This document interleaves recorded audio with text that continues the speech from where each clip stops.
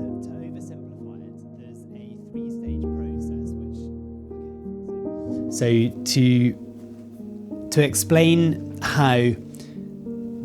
an overwhelming event would end up causing a symptom,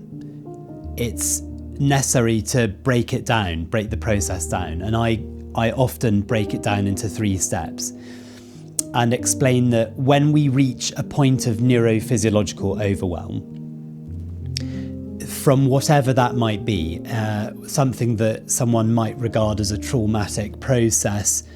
something that's overwhelming, or something that's physically overwhelming, so whether that was emotional or mental, physical, a person has inherently, automatically, in their autonomic nervous system, deemed that to be sufficiently overwhelming. Number 2, what we do when we experience that is that we make neurophysiological changes which in effect disconnect us from our capacity to feel and also heal, because it then effectively puts us into a default position of the sympathetic nervous system, and that response, if left for a long time, or indeed actually sometimes a short amount of time, can then lead to symptoms. So for instance, if you have a situation whereby you have sprained an ankle, which is deemed as neurophysiologically overwhelming, number 2, what we'll do, and this is well known, if we've sprained our ankle once, we've sprained our ankle 5 times, because we've disconnected from that capacity. So what's happened is that our proprioception in that instance from our brain has disconnected from that ankle, and therefore we don't know where our ankle is, so then we sprain it again. So overwhelm,